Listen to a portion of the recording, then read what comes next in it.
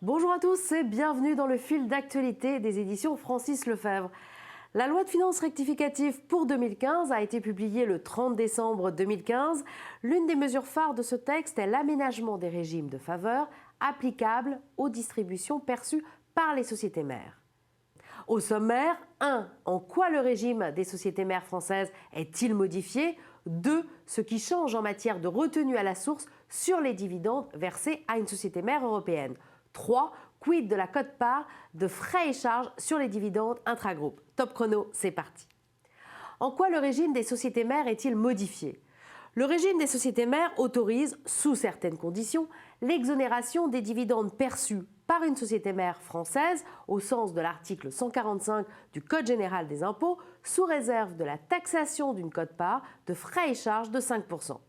Ce régime est modifié sur les 3 points suivants. Il est élargi aux sociétés mères détenant des titres en nue propriété et aux sociétés contrôlées par des organismes à but non lucratif détenant au moins 2,5% du capital et 5% des droits de vote d'une filiale dont elle s'engage à conserver les titres pendant 5 ans. La clause anti-abus, prévue par la directive mère-filiale du 27 janvier 2015, est transposée dans le Code général des impôts. Elle exclut du régime les produits distribués dans le cadre d'un montage ayant pour objectif principal l'obtention d'un avantage fiscal. Parallèlement, une nouvelle clause de sauvegarde permet, sous certaines conditions, l'application du régime des sociétés mères aux produits des titres d'une société établie dans un État ou territoire non coopératif. Troisièmement, les exclusions particulières qui s'appliquaient avant les modifications censurées l'année dernière par le Conseil constitutionnel sont rétablies. Sont concernés par exemple les produits des actions de sociétés d'investissement, les dividendes distribués aux actionnaires des SICOMI, certains bénéfices distribués aux actionnaires des SIC, certains produits et plus-values distribués par les sociétés de capital risque. Les nouvelles dispositions s'appliquent aux exercices clos à compter du 31 décembre 2015, sauf celles relatives à la clause anti-abus qui s'applique aux exercices ouverts à compter du 1er janvier 2016. Ce qui change pour les dividendes versés à une société mère européenne.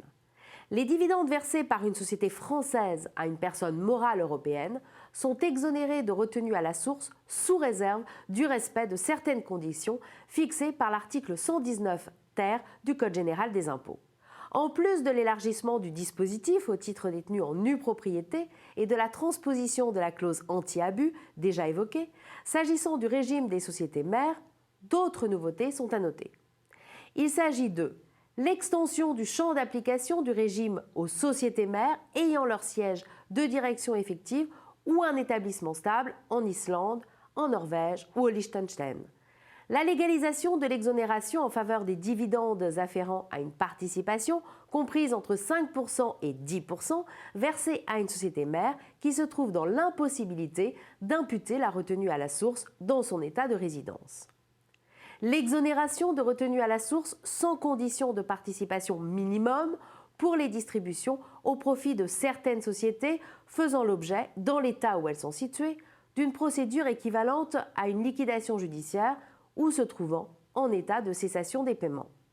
Sous réserve de la spécificité applicable à la clause anti-abus, ces nouveautés s'appliquent également aux exercices clos à compter du 31 décembre 2015. L'exonération de retenue à la source est, elle, applicable aux revenus perçus par des sociétés en liquidation judiciaire à compter du 1er janvier 2016. Quid de la quote-part de frais et charges pour les dividendes intragroupes ?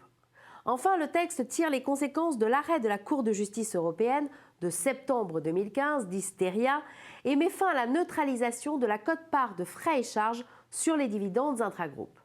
Corrélativement, cette quote-part est réduite de 5% à 1% pour les dividendes perçus par une société membre d'un groupe intégré provenant soit d'une autre société membre du groupe, soit d'une société établie dans un autre État de l'Union européenne qui remplirait les conditions pour être membre du groupe si elle était établie en France.